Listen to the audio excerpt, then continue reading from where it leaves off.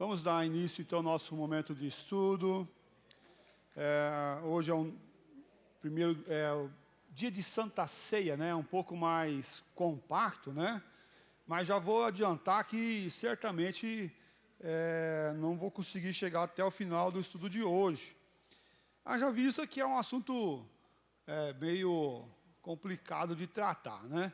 Mas, se não der certo, a gente continua na semana que vem, faz o ponto 2.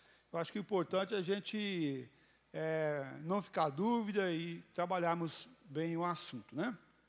Hoje, vou iniciar uma série de estudos falando sobre os 10 mandamentos. Tá? Então, os mandamentos são importantes para nós? E se são importantes, por que são importantes? Não é na época da lei, nós não estamos na época da graça. E se na época da graça esses mandamentos, eles foram revogados, eles não precisam mais, ou eles precisam, de fato, ainda para nós. Porque tem muitos que falam assim, nós estamos na época da graça, os mandamentos não são mais impositivos sobre nós. E daí? Essa parte da Bíblia tem que ser arrancada, tirada? Ou ela deve se manter sobre nós? Deve se manter. Sim, deve se manter. Por quê? Porque a época da graça não tira os princípios da lei. A época da graça não vai sucumbir à lei. Pelo contrário, vai trazer uma interpretação até mais aprofundada do aspecto da lei para a nossa vida. Haja disso que Jesus disse, se você apenas cobiçar, olhar para a mulher com o olhar impuro, ele está falando de cobiça, de desejar a mulher do próximo, você, muitos falavam assim, você não pode tê-la, ou ter relações com ela. Mas Jesus fala assim, você está ouvindo diferente. Eu disse que é só de você cobiçar. Então, se você desejar, que é a cobiça, você já cometeu adultério com ela. E o mesmo aspecto acontece com os homens, com as mulheres com os homens também, no mesmo aspecto. O princípio é o mesmo, é o desejo, é a cobiça. E os mandamentos trazem aspectos importantes para a nossa vida, mesmo no tempo onde nós estamos vivendo, nesse momento da graça, momento após Jesus. Os 10 mandamentos, o primeiro mandamento, qual que é mesmo? O primeiro mandamento? Olha, vamos lá. É isso aí. Mas tá muito ralinho ainda, hein? Está muito ralinho. Escola dominical, gente. Primeiro mandamento. Não, vamos lá no de Êxodo lá. Êxodo 20, versículo 3. Êxodo 20, versículo 3. Vamos lá, abre lá. É o primeiro mandamento. Fala aí, Ronaldo.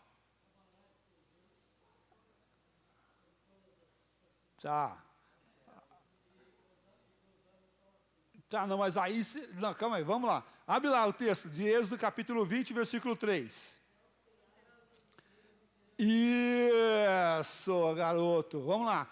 Não terás outros deuses diante de mim. É literalmente Êxodo 20, versículo 3. Não ter outro deuses diante do Senhor, ok? E aí nós temos que lembrar que Deus está em todo lugar. Se Deus está em todo lugar, não tem nenhum lugar nessa terra que eu possa ter outros deuses. Não estou diante dele, então eu posso ter outros deuses. Não, não é isso.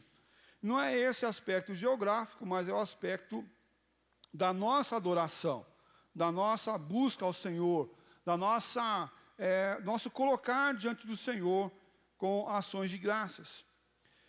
Nos 10 mandamentos encontramos a proposta de Deus para uma vida plena com Ele. Para uma vida plena. É certo que de 10, 8 mandamentos nos apresentam, que Deus apresenta para nós, Ele tem a palavra não. 8 de 10. Ele não terás, não cobiçarás, não matarás, não furtarás. ele dá essa impressão que ele é negativo, certo? Porque de 10, 8 tem não. Contudo, não foram criados com a finalidade de oprimir, mas sim de libertar com responsabilidade.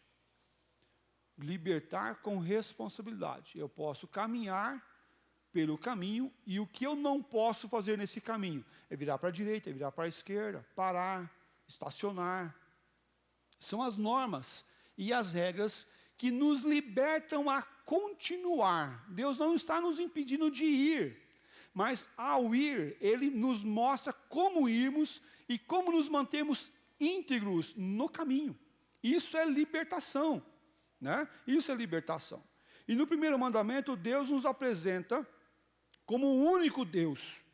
Aqui nós encontramos a ordem de não amar, não servir, não adorar qualquer outra coisa além de Deus. Nós não devemos amar, nós não devemos adorar, nós não devemos servir qualquer outra coisa além de Deus.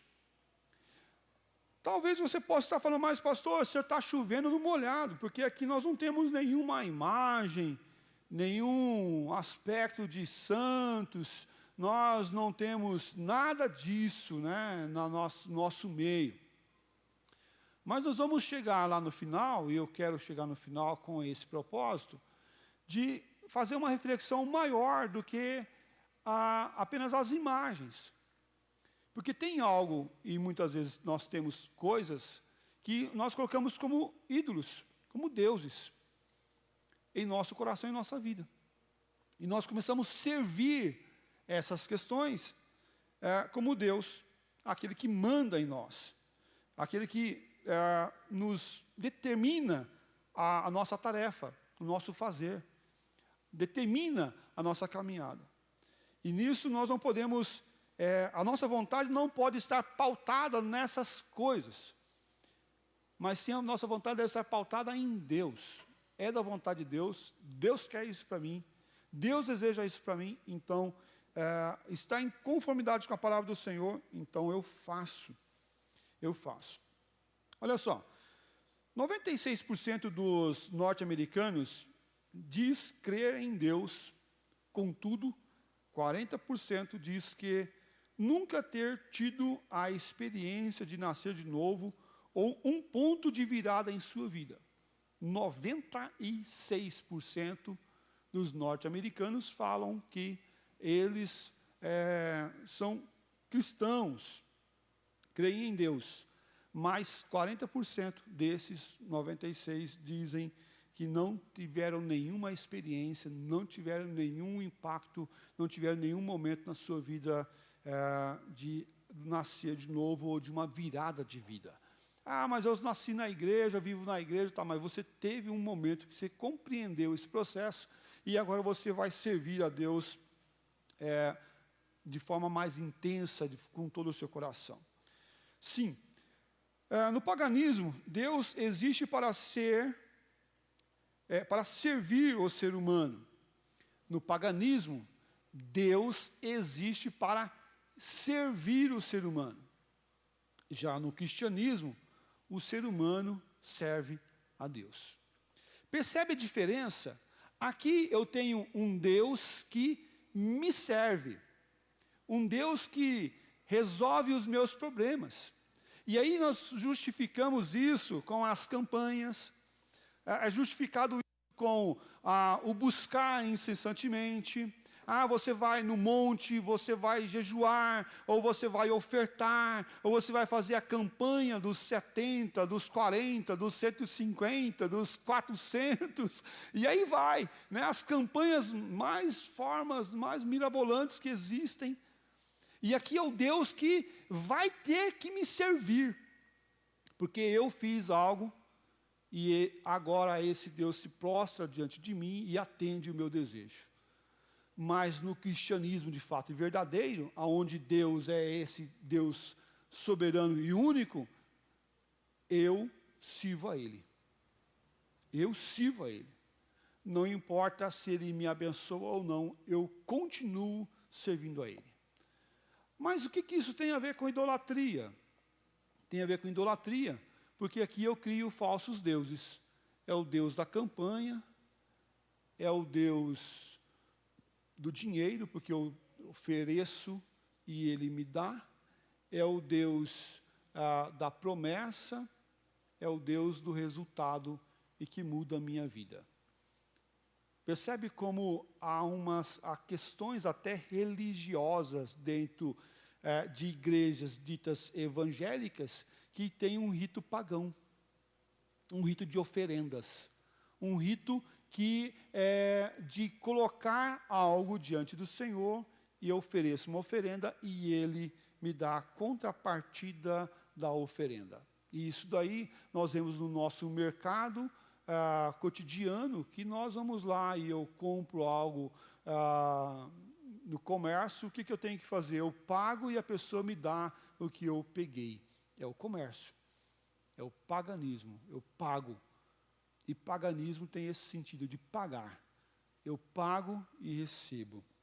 No paganismo, Deus serve o ser humano e no cristianismo, o ser humano serve a Deus. Timothy Keller afirmou no seu livro Falsos Deuses que o coração humano toma coisas boas, como uma carreira de sucesso, amor, bens materiais e até a família, e faz delas seus bens últimos. Nosso coração as diviniza, traz aquilo como divino, como se fosse o centro da nossa vida, porque achamos que podemos ter significado e proteção, segurança e satisfação se as alcançarmos. E essa frase do Timothy Keller é bem pertinente para nós, porque se eu confio mais na minha empresa, mais no meu trabalho, se eu busco de forma plena a satisfação da minha família ou os bens materiais e deixo de confiar em Deus, aquilo se torna Deus para mim. Aquilo se torna a centralidade da minha vida, a centralidade do eu sou. E substitui a pessoa de Deus em nosso coração. Percebe que são coisas boas. Uma carreira de sucesso é ruim? Não, não é ruim. Alguém quer uma carreira de fracasso? De forma nenhuma, ninguém quer uma carreira de fracasso. Alguém quer uma família destruída? Não, de jeito maneira. Nós queremos uma família o quê? Bem estabelecida, bem constituída, filhos estudando, crescendo, sendo um profissional de responsabilidade e de sucesso, filhos passando em vestibular, sendo promovidos. Queremos tudo isso e não é ruim querer tudo isso. Mas isso não pode tomar a centralidade do nosso coração. Só vou ter paz se tiver a casa tal. Só vou ter paz se eu conseguir tal emprego. Ou em tal emprego eu tenho segurança. Mas calma aí, isso daí chama-se idolatria no reino de Deus. Porque a nossa segurança não pode estar na casa tal, no apartamento tal, porque é mais seguro, ou em morar em tal cidade, ou ter um filho formado com tal coisa, em tal profissão, ou em tal emprego. Não, nossa segurança tem que estar plenamente em Deus. E o que passar disso é idolatria. É idolatria. E o Senhor está trabalhando de forma muito pontual. Porque nós vemos pessoas procurar na sua vida profissional, cotidiana, o sucesso, e o sucesso incansável, de domingo a domingo. Não tem mais tempo para o Senhor. O domingo do Senhor se tornou o domingo da minha satisfação. Veja bem, pastor, eu trabalho tanto durante a semana e eu preciso de um dia de descanso. Eu preciso do meu dia de descanso. Eu trabalho muito. Eu faço muito. Então, o trabalho é o ídolo durante a semana, e no domingo, que é o dia do Senhor, você se torna o seu próprio ídolo. Por quê? Porque você está deixando de ter aquele dia para o Senhor. E quantos compromissos vão assumindo esse lugar na nossa vida se a gente não tomar cuidado? Quantas atividades vão adentrando ao domingo da nossa vida, se nós não tomarmos cuidado? Muitos, muitos. Esses dias eu parei com a minha família e falei assim, será que não tem nada de errado nesse domingo, não? A gente está comprando frango assado, está comprando tanta coisa, fazendo tanta coisa no domingo, sei o quê, sei o quê, sei o quê. E por que isso? Não, vamos parar com essa história aí. Nós estamos deixando e desviando o dia do Senhor. Não estou falando que você deve contar os passos no domingo, né, como faziam os fariseus no sábado, contando os passos para que não pudesse desagradar. Não, não é isso. Mas dentro de uma responsabilidade, direcionar o dia do Senhor para o Senhor, e não para as atividades extras. E aí a minha pergunta aqui, sabemos o que é idolatria de verdade? Idolatria, tem alguma definição aqui. Qual é a natureza desse pecado que reside no cerne de toda rebelião e engano humano? Qual é essa questão dessa idolatria? E se nós formos pensar bem, Lúcifer, o anjo de luz, tem esse pecado, de querer ser igual a Deus, ou maior que Ele. E por isso foi banido. Vejamos lá Deuteronômio capítulo 6, versículo 4 e 5. Deuteronômio 6, 4 e 5.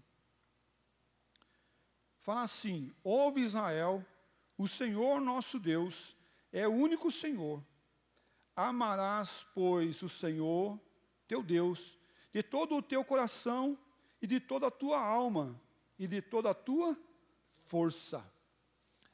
É para amar ao Senhor. Ah, mas está na época da lei, então como que você ama na época da lei? Percebe que as coisas vão se entrelaçando. É amar o Senhor, não de forma superficial, não do que sobrou, não do que restou, não do que eu tenho que fazer por causa dessa obrigação de fazer, de ir, porque senão o pastor vai ligar na minha casa e vai perguntar por que eu não vim, e vai ficar me questionando, e eu vou ter que responder para ele, pastor, vai cuidar da sua vida, porque da minha vida cuido eu, e coisas semelhantes a isso. Não, de forma nenhuma. Nós devemos fazer por quê? Porque nós amamos o Senhor de todo o nosso coração, de toda a nossa alma, de toda a nossa força. E Ele trabalha esse aspecto de intensidade, alma, no cerne, de todo o nosso coração, nosso sentimento, e de toda a nossa força, com dedicação e propósito de amar ao Senhor. E isso deveria ficar muito claro para o povo do Senhor, sabe por quê? Porque as nações circunvizinhas da nação de Israel tinham vários deuses, vários deuses, vários deuses. E se eles não tomassem cuidado, eles iriam assumir essa multidão de deuses como Deus da vida deles também.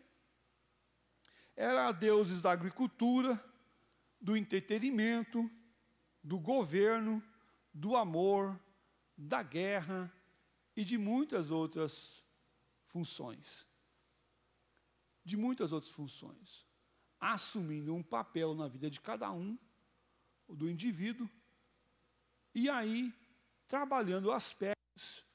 Vou para a guerra, então vou lá ao Deus da guerra e peço força, vitória sobre o meu inimigo. Eu vou plantar, então eu vou lá e peço uma boa colheita para esse Deus. A vida dos pagãos era governada por esses deuses. Mas, aí a gente, e o que eles deveriam fazer? Eles deveriam fazer, sim, colocar toda a sua força, todo o seu entendimento, todo o seu amor, toda a sua dedicação em um único Deus, o Deus Todo-Poderoso, o Eu Sou. Não abrindo mão de nada disso, mas em tudo isso, servindo ao Senhor com dedicação. John Times, ele fez uma pesquisa, um estudo, trabalhando esses aspectos da saída do Egito e das pragas que foram sobre o Egito, como quebra desses paradigmas para o povo do Senhor. E ele fez esse paralelo, eu achei bem interessante esse paralelo que ele amontou. Ele olhou, por exemplo, quando Arão foi diante de Faraó, e ali, ao conversar com o Faraó, e aí junto com Moisés, né, para que o povo saísse do Egito, o cajado dele engoliu os cajados, né, também daqueles,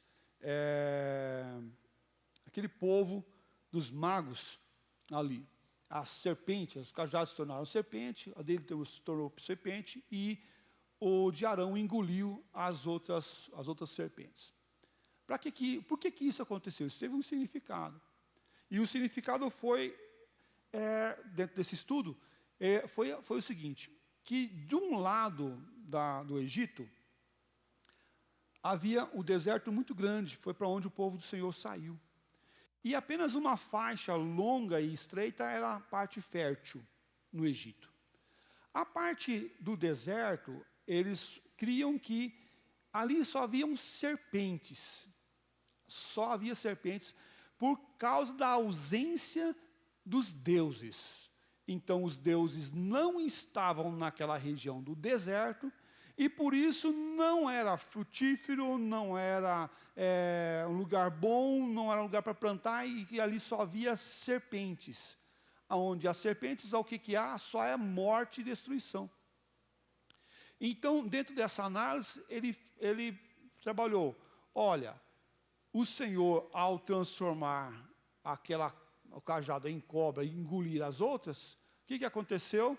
Aconteceu que Deus está mostrando que Ele é mais poderoso e que Ele é Deus mesmo onde eles achavam que não havia Deus, no deserto. E é interessante, se você for ver bem, quando Moisés recebe a ordem de ir lá falar com o Faraó, qual que foi a fala? Fala para Faraó que eu quero que o meu povo saia, porque eu quero que eles façam uma festa no deserto para mim. Ai, calma aí, festa no deserto? Talvez você fosse convidado para alguma festa no deserto, você iria? Vamos fazer uma festa no deserto. Você fala, rapaz, tem um melhor lugar para fazer festa do que deserto. Pastor, não é melhor alugar uma casa de eventos, né? Um lugar que tem climatizado, né? Chega lá, o refrigerante vai estar quente na hora de tomar, vai estar tudo quente. Por quê? Porque a festa no deserto é uma festa no lugar quente. Mas o Senhor pede e fala justamente isso, porque Ele queria que o seu povo habitasse naquele deserto, para mostrar que Deus é Deus, que sustenta mesmo onde o povo acha que não tem Deus. Deus é Deus sobre todas as coisas. Dentro dessa analogia ainda, Deus transformou a água do Nilo em sangue. Sim, Ele fez isso para mostrar que, e para desmascarar ali o Rabi. O Rabi é um deus egito. Ele trabalhava, e eles criam que esse deus egípcio trabalhava o alagamento do rio Nilo. E o alagamento do rio Nilo fertilizava e trabalhava a irrigação em toda aquela região fértil do Nilo. Então, quando Deus vai lá e transforma a água do Nilo em sangue, e banha toda aquela região, Ele está dizendo, olha, está vendo? Quem domina o Nilo não é Rabi, mas é Yahvé, é o Deus Todo-Poderoso, que tem poder acima de todas as coisas.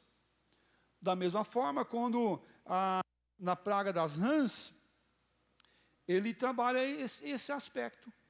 Porque naquela época, e todo aquele no Egito, as rãs tinha um tempo que dava as rãs constantemente. E nesse tempo,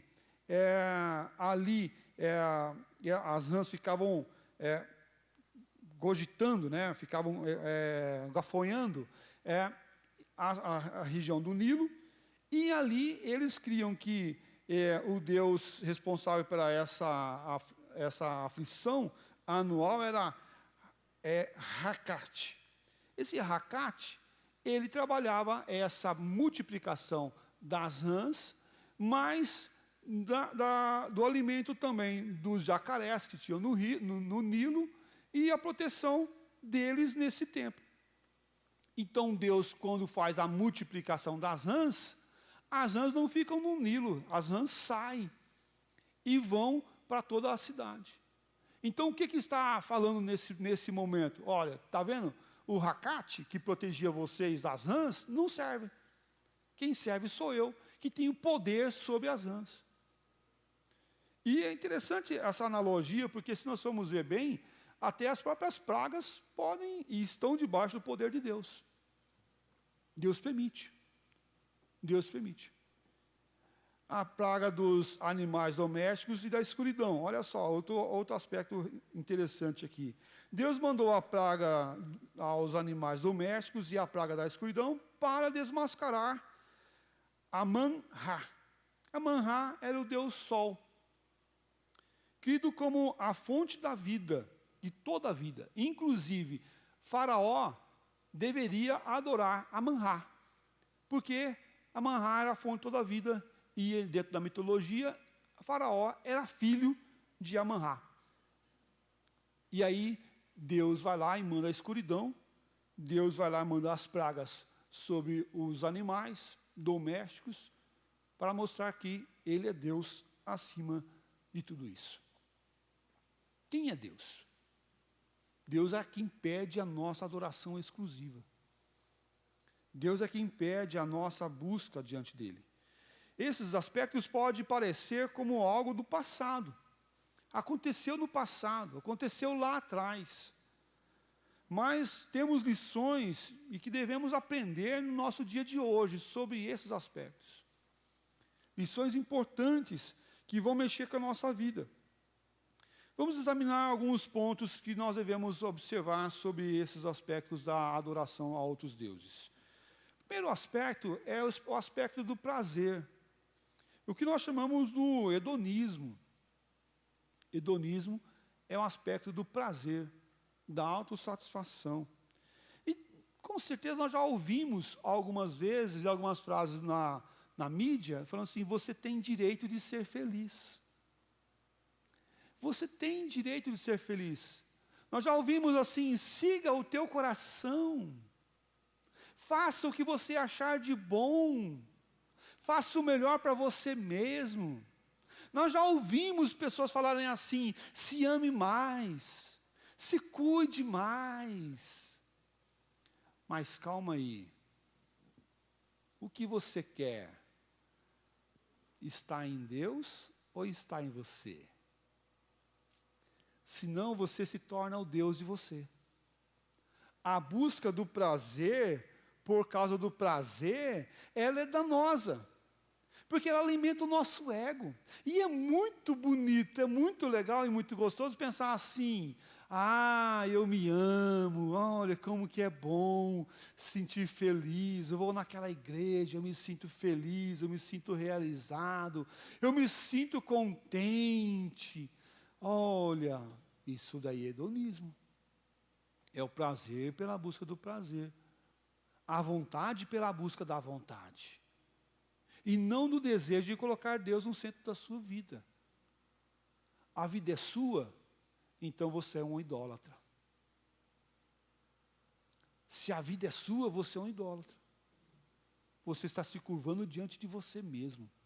E percebe como que isso bate no nosso pé, nas nossas feridas? Porque a gente gosta de coisas que nos dão prazer, não gosta? É muito bom, é muito gostoso. Alegra o nosso coração, quero voltar aí. Quando você vai num restaurante bom, e você come aquela costela com mandioca, né? Aquele vatapá, né? Aquele acarajé, né? Quando você vai na comida mineira aí, você vai comer o quê? Aquela polenta fritinha. Poxa vida, aquele churrasco. Gosta de churrasco, Marcos? É bom, né? Churrasco do que você gosta? Qualquer um. Assado. Na churrasqueira, né? E no meu prato, né? No meu prato. Ah, mas como é bom quando a gente é bem tratado, a gente fica alegre, fica bom, fica feliz, né? Tá, mas se a tua vida for apenas busca do prazer, do seu prazer, você está sendo idólatra de você. Então, pastor, você está falando que eu não posso ser feliz. Não, de forma nenhuma, não estou falando isso. Eu estou falando que quando você busca o prazer por causa do prazer, você é idólatra do prazer. Isso nós vemos hoje, os jovens à busca da sexualidade, o prazer, o vício, como encaixa nesse aspecto. Eu tenho que me satisfazer do vício, eu tenho que me satisfazer das festas, eu tenho que me satisfazer nas amizades, eu tenho que me satisfazer na minha esposa, no meu marido, nos meus filhos. Eu tenho que me satisfazer no serviço, no trabalho. E percebe como que a encrenca aumenta? E aumenta substancialmente.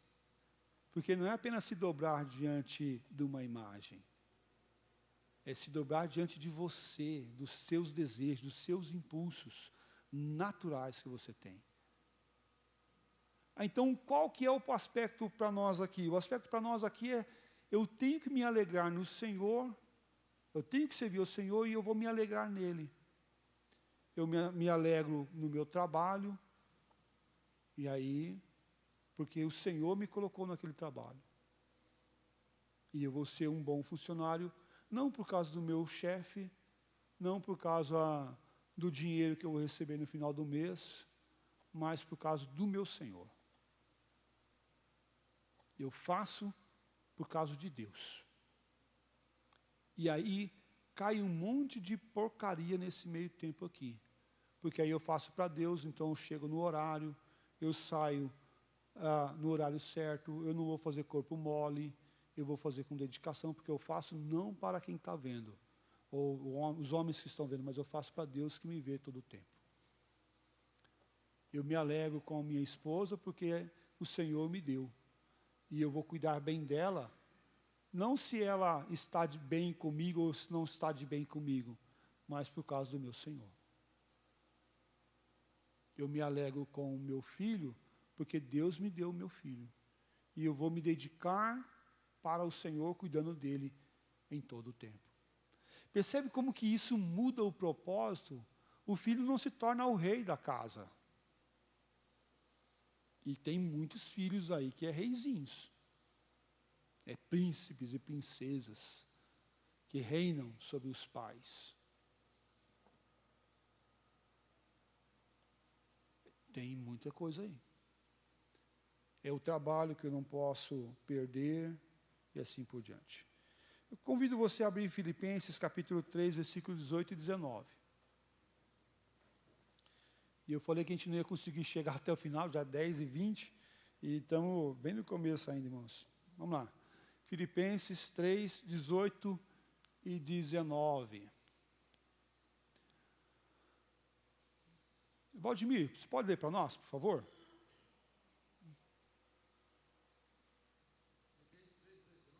Filipenses 3, 18 e 19.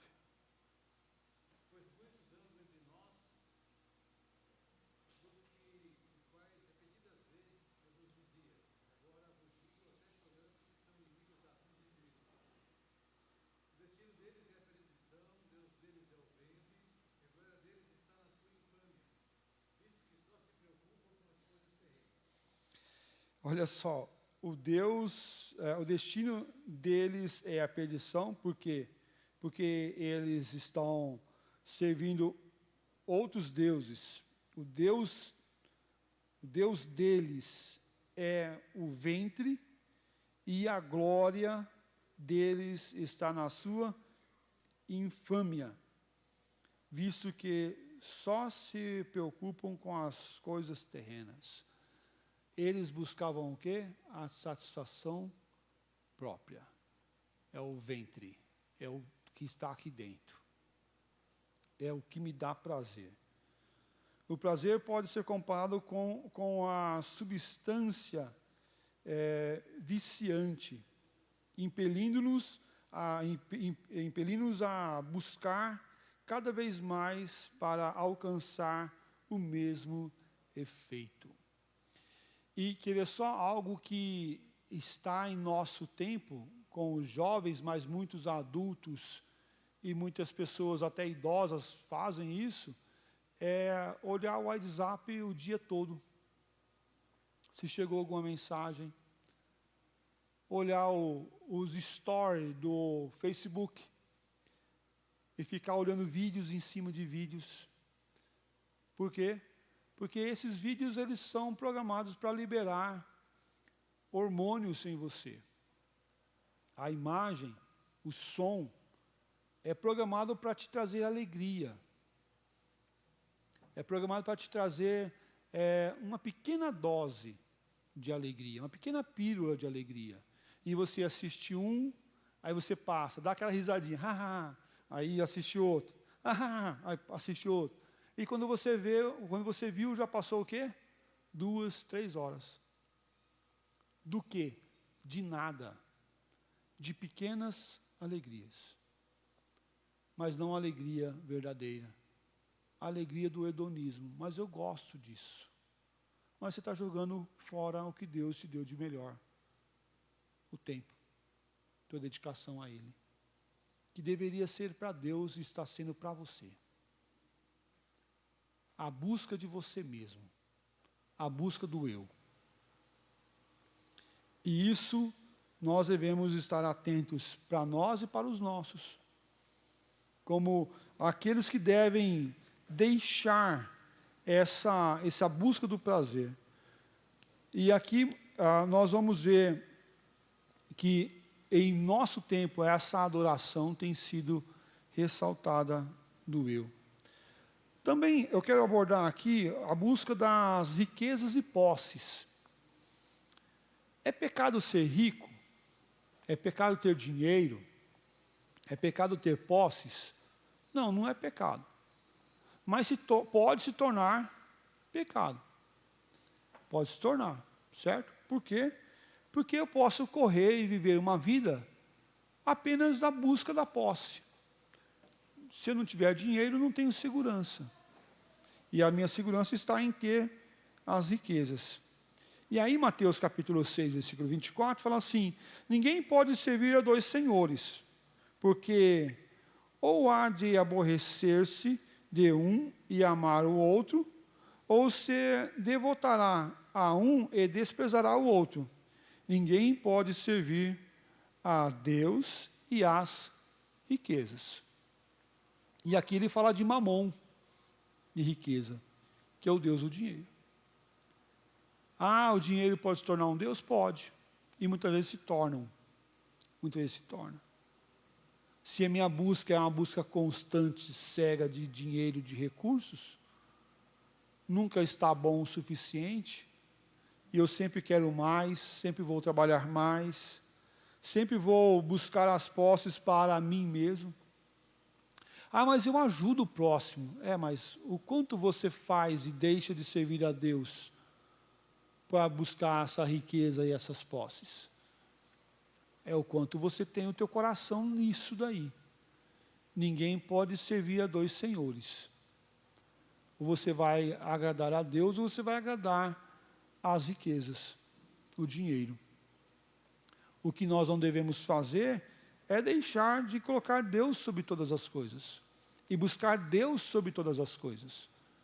A busca constante e enfreada sobre os recursos, eles criam uma ganância no coração. Uma ganância no coração que não tem fim. E que vai caminhando para a minha destruição, para a destruição do ser humano. Caminhando para a destruição da família. E é interessante que a gente fala até de forma, algumas vezes, muito bonita.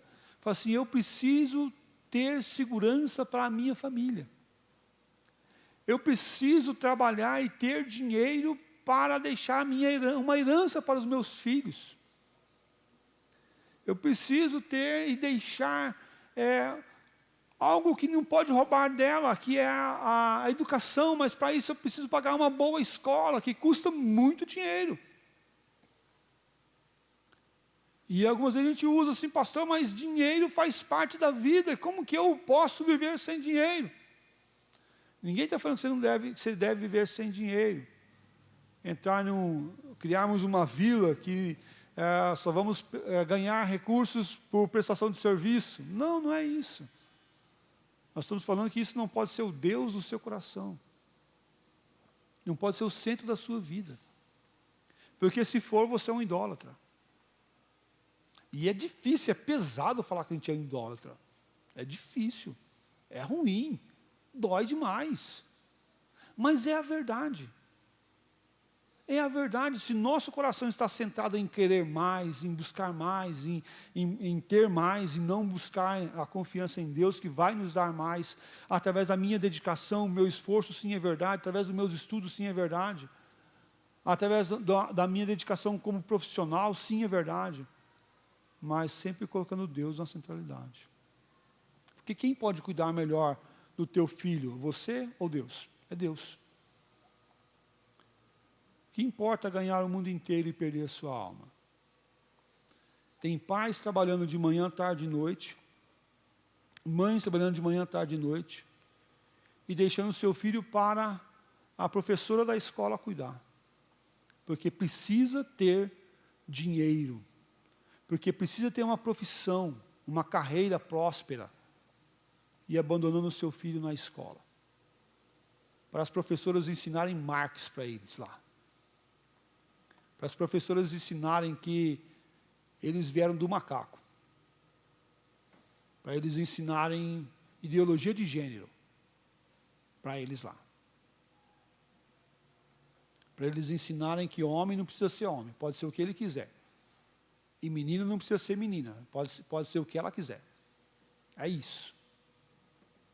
E aí você está abandonando o teu maior bem para quem? Para eles lá. Por causa do quê? Por causa da tua idolatria.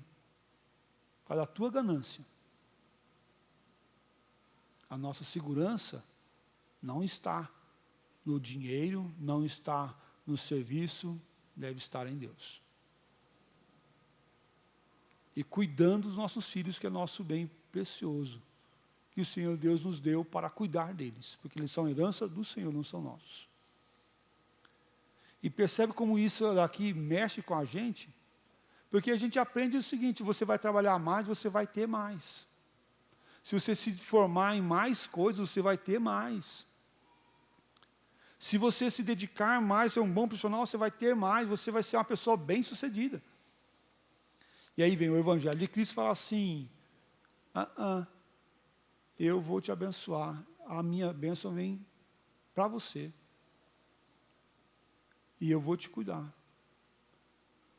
Isso não nos deve ser e nos fazer pessoas adormecidas aos estudos, ao ser um bom profissional. Mas a gente volta àquele processo. Eu faço não mas para as pessoas, ou para mim, faço para Deus. E aí eu tenho que saber a medida correta de Deus para a minha vida. Porque os meus filhos também é de Deus e Ele me deu para cuidar. A esposa é de Deus, Ele me deu para cuidar. O marido é de Deus, Ele me deu para cuidar. E eu tenho que ter tempo para descansar, tempo para servir, tempo para caminhar. E a pandemia veio para nos confrontar em tudo isso, né? Veio para nos confrontar em tudo isso. Não tenho tempo, não tenho tempo. Falta tempo. E aí a pandemia veio e falou assim: então tá bom, então vai ter tempo agora, vamos ver.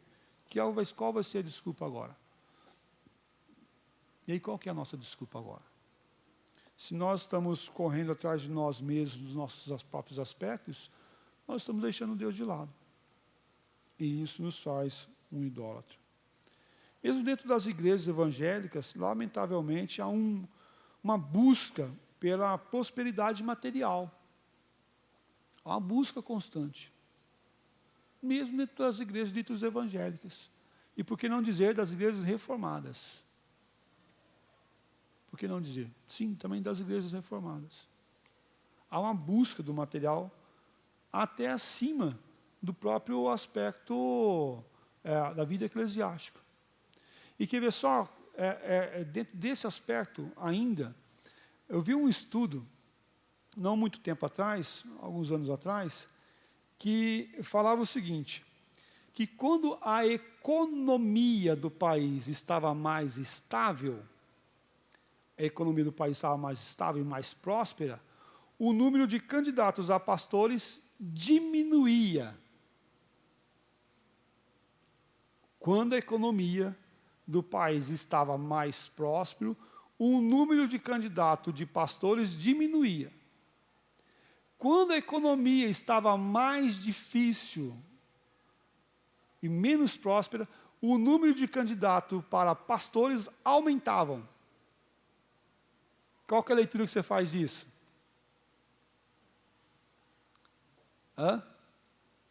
Que quando a vida profissional, financeira das pessoas estão melhores, eles sentem menos chamado? Eles estão deixando de servir a Deus no seu chamado que Deus lhe deu para servir na sua economia, na sua vida profissional. Essa é a leitura. Mas quando está em crise, aí eu atendo melhor o chamado do Senhor, porque, de certa forma, já que está ruim aqui, então eu vou para lá. É isso? Não deve ser. Mas isso é um reflexo do quê? Dos pastores? Não, da igreja.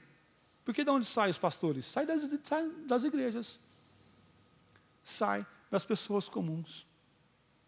Para ser outro comum lá na frente. É verdade. Mas isso mostra o quê? Uma idolatria ao financeiro. Uma ganância. Um desejo das riquezas. Não estou falando que você não possa ter ambição de ser rico. Pode ter ambição de ser rico. Mas isso não pode ser o teu Deus. Se Deus lhe der, seja. E seja uma pessoa próspera para abençoar os outros. Mas não tenha isso como Deus da sua vida. Não tenha isso como a centralidade do teu coração. Porque pode cair. E tomara que o Senhor Deus trabalhe em teu coração. Para que você venha reconhecer. E não venha tirar os recursos de você, mas que Ele venha te abençoar. Para que teu coração venha mudar para o serviço do Senhor constantemente. Vamos orar? Vamos agradecer ao bondoso Deus por essa manhã e pelo estudo até aqui. E eu falei que já tinha falado que não ia terminar, ainda tem bastante coisa aqui para a gente abordar, mas a gente continua na próxima semana. Mas fica aqui uma reflexão para você. Você tem deixado algum desses aspectos entrar no teu coração, como esses aspectos que nós vimos da idolatria? Colocado outros deuses diante do Senhor? E eu desafio você a fazer essa autorreflexão e colocar o teu coração diante do Senhor, em nome do Senhor Jesus. Ó Pai, nossa oração nessa manhã é rogando que o Senhor derrame graça, misericórdia, paz, que o Senhor venha trabalhar em nossas vidas para que, em nome do Senhor Jesus, sejamos esses, ó Pai, que sejam transformados pelo poder e da glória do Senhor. Tem misericórdia, Pai, de nós, ó Deus, que possamos estarmos atentos, prontos a olhar o nosso coração se estamos errando em colocar outros deuses diante do Senhor. Mas que em nome do Senhor Jesus, ó Pai, sejamos esses que são confrontados pelo Teu doce Santo Espírito e venhamos ouvir a Tua voz. Não permita, ó Pai, que nós venhamos desviar dos Teus caminhos, mas que em nome do Senhor Jesus, ó Pai, venhamos olhar para o Senhor como o Senhor da nossa vida, o único Deus, o Deus que trabalha na história e através da história para nos abençoar. Obrigado, ó Pai, por essa manhã, obrigado pela Tua palavra manifestada, que ela venha encontrar guarida em nosso coração e multiplicar para a vida. Em nome de Cristo Jesus nós oramos e agradecemos. Amém, Deus. Amém. Deus abençoe a todos, um bom domingo. À noite estaremos aqui para adorar o nome do Senhor, exaltando aquele que vive e reina para todo sempre. À noite iremos abordar sobre qual que é o tema da noite? O tema da noite é sobre, não é santificação, como que é? Justificação. Justificação. O que é a justificação do Senhor? Então pensa nisso daí, reflita um pouquinho antes e já esteja pensando sobre isso. Justificação, vamos tocar um pouquinho em santificação. Qual que é a diferença da justificação e da santificação? Vamos à noite, sim, falarmos sobre isso, em nome do Senhor Jesus. Deus abençoe seu domingo, um bom almoço, em nome de Cristo Jesus. Obrigado.